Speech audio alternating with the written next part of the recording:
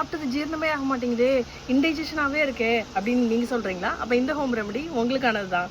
நான் உங்கள் சித்த மருத்துவர் தீபிகா ரவிசங்கர் பேசுகிறேன், அட்லாண்டாவிலேருந்து. ஜிஞ்சர் கேண்டி அதை நீங்கள் செஞ்சு வீட்டில் வச்சுக்கலாம்.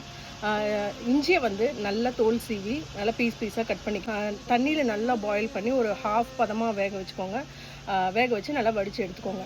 அதுக்கப்புறம் பனங்கருப்பட்டி இல்லைன்னா நாட்டு சர்க்கரை, இதை வந்து ஒரு நல்லா வந்து 2 கப்பு எடுத்துக்கிட்டு வந்து பாகு காய்ச்சி அந்த பாகில் வந்து இந்த ஜிஞ்சரை வந்து கொஞ்சம் நேரம் அப்படியே ஊற போட்டுருங்க. ஒரு 2 மணி நேரம் வந்து அது நல்லா ஊறினதுக்கப்புறம், இல்லை நீங்கள் ஓவர் நைட் கூட வைக்கலாம். அந்த ஜிஞ்சர் எடுத்து இதில் வந்து நல்லா ஊற போட்டதுக்கப்புறம் அதில் வந்து அந்த மேலே சர்க்கரை பாகு வந்து ஒட்டியிருக்கோம்ல, அதுக்கப்புறம் அதை வந்து ஜிஞ்சரை மட்டும் தனியாக எடுத்து ஒரு பிளேட்டில் வந்து நல்லா பரப்பி வச்சுருங்க. நீங்கள் வெயிலையும் காய வைக்கலாம், இல்லை வீட்டுக்குள்ளேயே வந்து நெல்லையும் காய வைக்கலாம். டீஹைட்ரேட்டர் இருந்ததுன்னா அவனில் வந்து நீங்கள் டீஹைட்ரேஷன் மோடில் கூட அது போட்டு எடுத்து வச்சுக்கலாம். நல்லா அது சுக்கு மாதிரி காஞ்சதுக்கப்புறம் அது ஒரு பாட்டிலில் போட்டு எடுத்து வச்சுக்கோங்க. இதை வந்து நீங்கள் ஜீரணம் ஆகலை அப்படின்னு தெரிகிறப்பெல்லாம் வந்து எடுத்து கொஞ்சம் கொஞ்சமாக வந்து டேஸ்ட் பண்ணி இந்த ஜிஞ்சர் கேண்டியை வந்து நீங்கள் சாப்பிட்லாம்.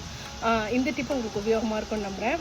இன்னொரு டிப்போட நாளை சந்திக்கிறேன். இப்போ இந்தியன் ரெஸ்டாரண்ட்ஸ்லாம் சாப்பிட்றது போகும்போது கொடுப்பாங்கல்ல, சாப்பிட்டு முடிச்சு போகும்போது சோம்பு அதை வந்து நல்லா மென்று சாப்பிடணும். அதை டேஸ்ட் பண்ணி கொஞ்சம் கொஞ்சமாக சாப்பிடணும். அது ஒரு ஹோம் ரெமெடி.